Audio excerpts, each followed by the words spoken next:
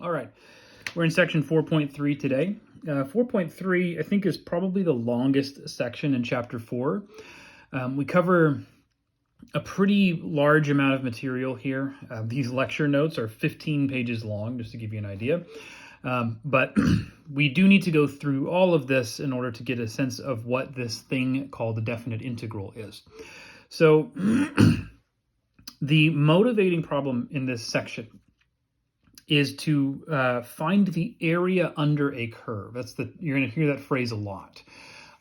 That's not super clear what that means. So to give a little bit more clarity on that, if you have a function, y equals f of x, right? And if that function, when you graph it, it gives you some kind of a curve or line or whatever it happens to be, we are looking for the area that lies between that curve and some interval on the x-axis. So specifically between the curve and the x-axis, but just a piece of the x-axis, whatever this interval looks like. In order for that to make any sense, that interval also has to be in the domain of that function, or else there would be holes in the curve, essentially. So our goal is to come up with a method for doing this. Now, it might not seem immediately obvious why we would care about that, like what the relevance of the area between a curve and the x-axis actually is. But it turns out that area has a number of really useful applications and interpretations that we'll get to eventually. For now, we just want to think of this as a problem that we're trying to find a method for solving. So to start us off, some of these problems can be solved using geometric area formulas that you would have learned in a previous class, like a pre-algebra class or a geometry class, things like that. For reference, there's 3 geometric formulas that we will use for a few of these problems, and they are the area of a circle, a rectangle, and a triangle. The area of a circle is pi r squared, where r is the radius of that circle. Pi, in like a pre-algebra class, your teacher might have had you rounding pi to 3.14. Pi is not equal to 3.14. That's an approximation. Pi actually, as a decimal, has a non-terminating, non-repeating decimal representation. What that means is that if you were trying to write pi out as a decimal, then there would be no end to the number of digits that you would have to write, and there would be no repeating pattern that you could notice either. So anytime we try to use pi in a computation, it's necessarily rounded. So to avoid rounding error, what we tend to do is we tend to not even do any decimal representation for pi. We tend to leave the symbol pi in there exactly as it looks right there. So that's called leaving an answer in terms of pi. So you'll see us do that too. Area of a rectangle is probably the first area formula you learned. It's equal to the length of that rectangle times the width. So you multiply those 2 dimensions together. That's your area. Area of a triangle is somewhat similar. It's equal to 1/2 times the base of the triangle times the height. Okay, that's what the B and the H stand for. So we'll use all 3 of these in different examples here, but let's try this first example here. So shown below, we have the graph of some function y equals f of x. Notice it's got lots of interesting kind of shapes in it and stuff like that. What we want to do is find the area between the curve and the x-axis, specifically on the interval -4 to 12. So here's -4 right here, and here is 12 right here. But what I'm going to do is from -4 and 12 on the x-axis, I'm going to draw a vertical line from there to there, and a vertical line from there to there. And from -4 all the way to 12, we're looking at all of this area that's trapped between the curve and that specific part of the x-axis. So what I want is that total area. Now, looking at this, all of this area is trapped within familiar looking shapes. So I see a triangle here. Let's call that A1, just so I can use that as a reference later. I have not a circle, but a semicircle. So that's half of a circle. I'm going to call that A2. And then this shape doesn't look immediately like one of those 3 that we mentioned up there. But if I cut it into 2 parts, Then I have a triangle here, which I can call A3, and a rectangle here, which I can call A4. So sometimes we have to cut shapes up into smaller but easier shapes. Okay, I want to find the area of all 4 of these. So really, A1, I'm going to use that to represent the area of that region, not just the triangle itself. Let's find the area of A1.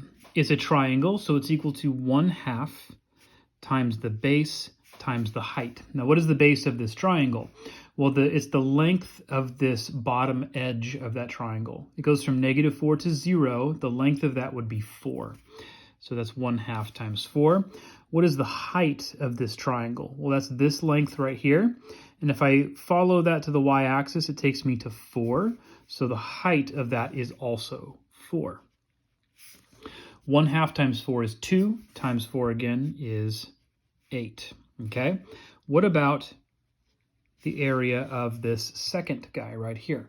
Well, the area of a circle is 1/2 base, or sorry, it's, I was actually thinking of the triangle for a second, pi times r squared. That's for an entire circle, a full circle. If I only have half of a circle, I would want to multiply that area formula by 1/2 to give me the area of a semicircle. That's 1/2 times pi times r squared. Now, what is r? Well, remember, r is the radius of your circle. It's not this. This is the distance all the way across the circle, which we call the diameter, and that goes from 0 to 6. So that would have a diameter of 6. The radius is the distance from a center of a circle to the any point on the outside of that circle. That's always going to be half the diameter. So if the diameter is 6, then half of that would be 3. That's my radius. I have 3 squared here, because remember, it's pi r squared. So 3 squared is 9, times 1/2 would be 9/2. And then, like I said, we're going to leave this in terms of pi, which means we're not going to round it to 3.14 or anything like that. We just leave the symbol pi in there. What about A3? That's this triangle. So once again, 1/2 base times height. 1/2. Here, the base goes from 6 to 8. To find that distance, you could just do 8 minus 6, which is 2, times the height. We're going from 0 up to 4 again, so 4. 2 times 4 is 8. Half of 8 is 4. Finally, A4 is the area of a rectangle. So going from 8 to 12, you could subtract. 12 minus 8 is 4. And then this also has a height of 4. That's equal to 16. Okay. I want the combined area, which means I have to add all of these. 4 plus 16 is 20, plus 8 is 28. And then the 9/2 pi, that's its own term. Think of that pi like an x. If I had 28 plus 9/2 x, I wouldn't add the 28 and the 9/2 together. I would leave it as 28 plus 9/2 x. The only difference is instead of x, we have a pi. So that's our area right there, okay? Now, most of the time, what we did here is not an option, because most curves and graphs of things don't have these convenient shapes that they create with the x-axis. So we need a kind of a better technique to use in other cases. I forgot I had this example, actually. So here's one more case where we actually can use those area formulas. Let's try this really quick. Find the area between the line y equals -1/2 x plus 6 on the interval -2, 4. Okay, so this time we're not given a graph to look at.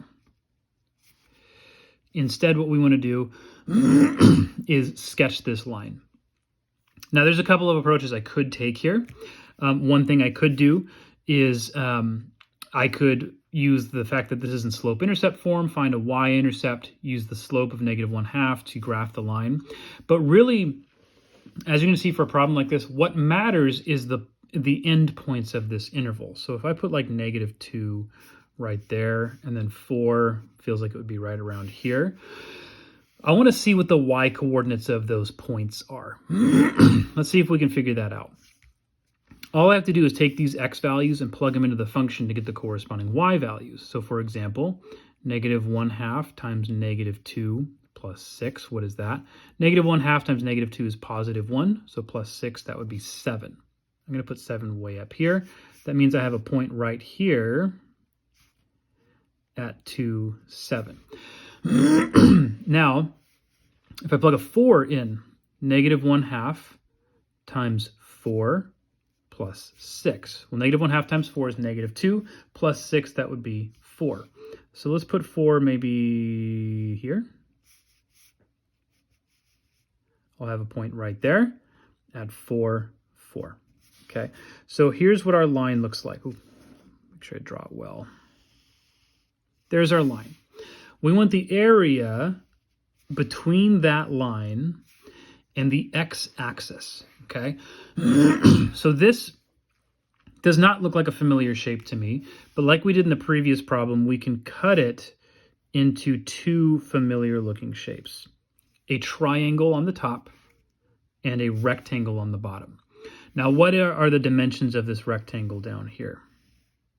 Well, 4 minus negative 2 is 6, so this rectangle has a base of 6. And what is the height? Well, see, I'm going from 0 to 4 here, so the height would be 4. So the area of the rectangle, I'm just going to write REC for rectangle, is 6 times 4, or 24. What about this triangle? Let's call that a TRI for triangle. Well, the base of that triangle is the same as the length of this rectangle. I can see that from the picture, so that would also be 6. So this is equal to 1/2 times the base, which is 6. What is the height? Well, the height is 7 minus 4, which is 3. So that's going to be a 3 right there. Okay, 1/2 times 6 is 3, times another 3, that would be 9. So that the combined area, 24 plus 9, would be 33. We're not giving any units to this. If it was measured in inches or feet or something like that, then the area would be given in square inches, square feet, etc. Okay, so as I was starting to say before this example, most of the time we can't break our region up that we're finding the area of into like convenient little circles or rectangles or semicircles or things like that. Most of the time we have more, complicated curves, even something like a parabola. The area beneath a parabola cannot be broken up into any of those shapes. So we have to think through a different technique for finding these areas. And it turns out we're not going to be able to find them exactly most of the time quite yet. However, we can come up with a good approximation for those areas using a particular technique. But before we can talk about that technique, we need to talk a little bit about something called summation notation. You may have seen this before. Oftentimes we deal with summation notation towards the end of a college algebra class, depending on your instructor and the order that they put their topics in. But in case you have not seen it, or if it's been a while, we need to at least review it.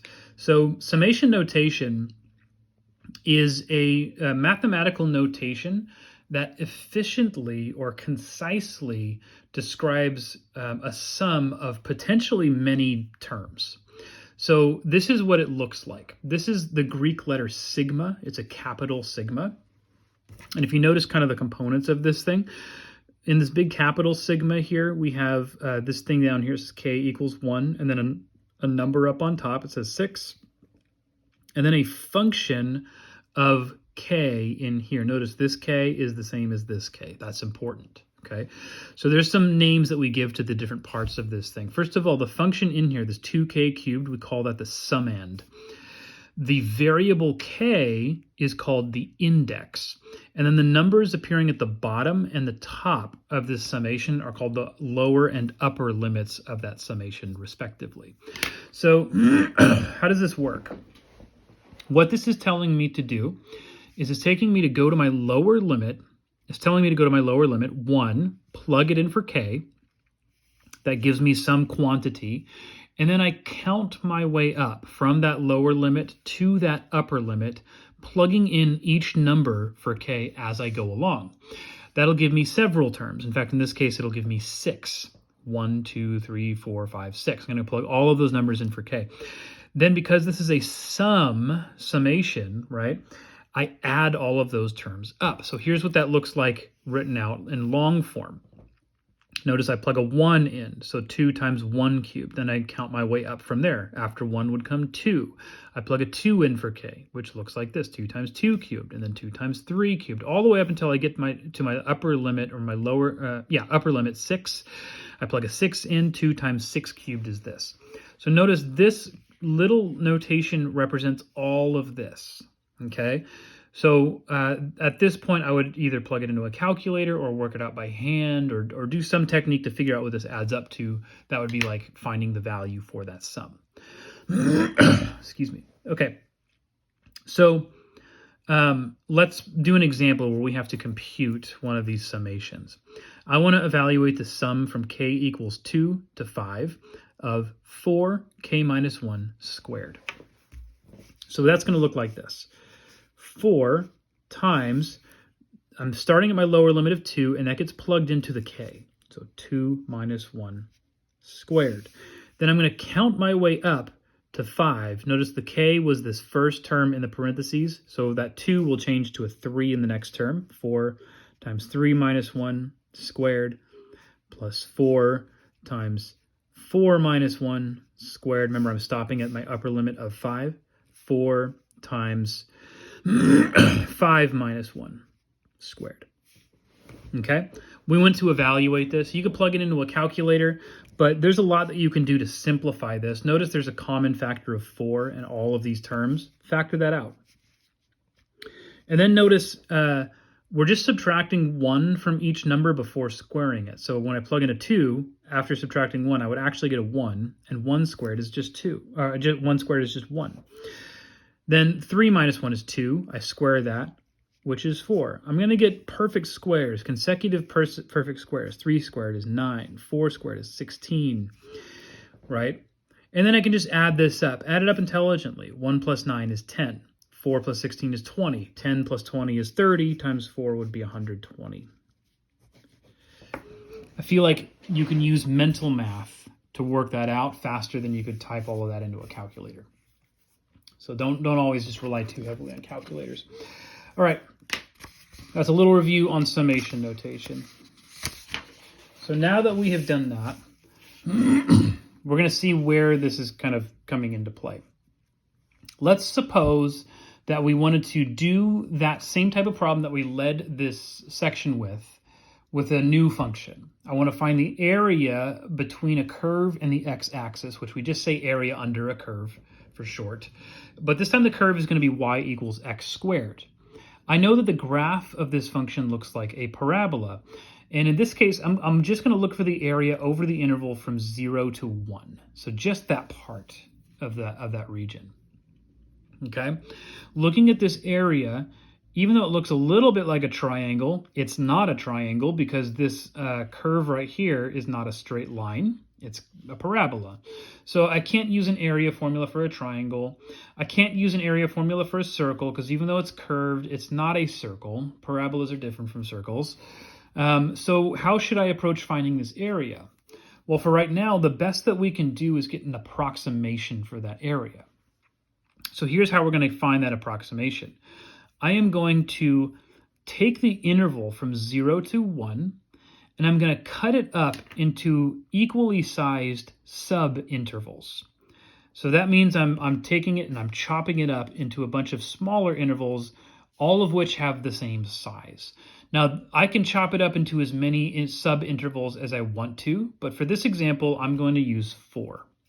Okay? So I chopped it up into 4 sub-intervals. Notice that creates 4 different sub-regions within this region S that we're finding the area of, and we have them labeled S1, S2, S3, and S4. What I'm going to do is approximate the area of each of those and add those approximate results. The way I'm going to approximate them is I'm going to turn them each into a rectangle. Okay? Notice from here to here, we took the top of each of those little subregions and replaced the curve on the top by a horizontal line.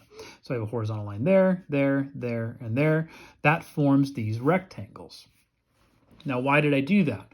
Well, rectangles are the easiest shapes to find the area of. Now, I can find the area of each one of these rectangles, and we will do that in just a moment. Notice that if I did that, the area of each rectangle is bigger than the area of the region it's approximating, right? Because we have all of this excess over the top. We will eventually be able to deal with that, but for now, it's a necessary consequence of how we're doing this approximation. So now let's think through how to find the area of each one of these rectangles. So the first thing I want to do is come up with the base for each of these rectangles. I'm going to call that delta x, okay? What is delta x? What is the length of delta x? Well, it's not hard to look at this and see that the width of each one of these subintervals is 1/4. You can see that I'm counting by 1/4. But let's think through kind of a general way of coming up with that. What I did is I took my interval, which had a length of 1, and then I cut that into 4 pieces. I divided it by 4. More generally, because not every interval we want to do this to has this exact these same numbers in them, that delta x is equal to 1 minus 0 divided by 4. So in other words, the upper bound minus the lower bound of that interval, because that will always give you the width of an interval. You take the upper endpoint of the upper endpoint minus the lower endpoint. That's the width of that interval. Then you divide it by the number of pieces you want to cut it into. That gets me the width of each one of these. So the base of each one of these rectangles is 1/4, and in general, we're going to call that delta x. That's this notation right here. All of these rectangles have that same base because we cut 0, 1 into equally sized subintervals. But each rectangle in this example has a different height. So I have to figure out the heights of each individual one. Now, there are different ways of choosing the heights of these rectangles, but if you notice, I chose these rectangles in such a way that the top right vertex of each rectangle is on the curve that we're approximating the area beneath. So we call this a right endpoint method, where I'm using the right endpoint of each subinterval. I would have to plug that endpoint into my function to give me a y-coordinate for each of these points, and that y-coordinate would be the height of that rectangle. So let's think about that for a second. This first rectangle right here, what is its area? Well, I know that the base is 1/4, so 1/4 times the height. What is the height of that rectangle? Well, I took the right endpoint of this first subinterval, which is also 1/4, and I'm plugging it in to the function, which just squares its inputs. 1/4 times 1/4 squared. Okay? Then I go on to the next rectangle, and I'm adding its area because I'm looking for a total area. We know that 1/4 is the base still, but this time the right endpoint of that subinterval, which gets plugged into the function and gives me the height of that rectangle, is 1/2. When we plug it into the function, we get 1/2 squared. Now you should notice a pattern. I'm expecting the next term to look like 1/4 times something squared. The right endpoint of the next subinterval is what goes here, 3/4. And then finally, plus 1/4 times this last right endpoint, which is 1 squared. Okay? This is approximately, I'm going to use a decimal for my answer here instead of a fraction. It's approximately 0.46875. Okay, that's roughly what I got.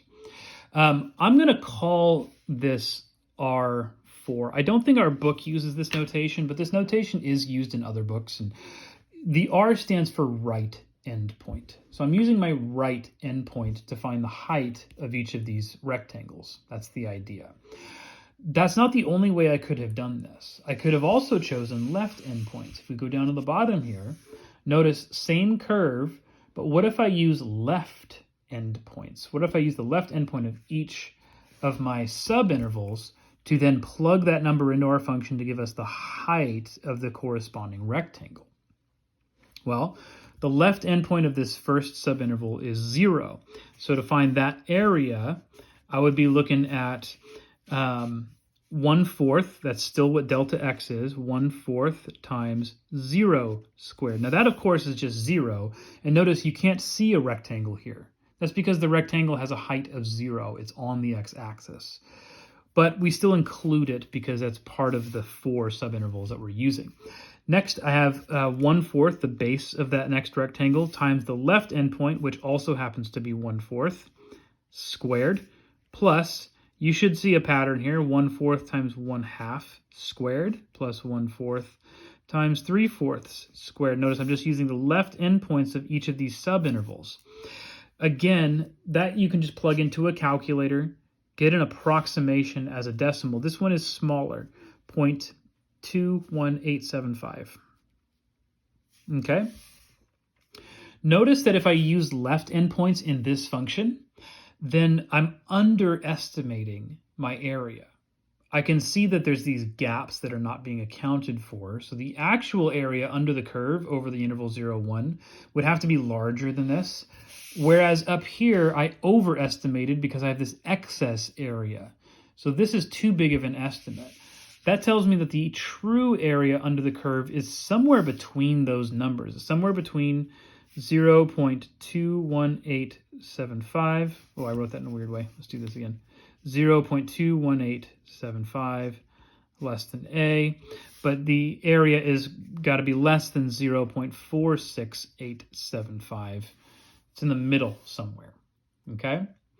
All right, we're going to continue on with this idea, but starting in part 2.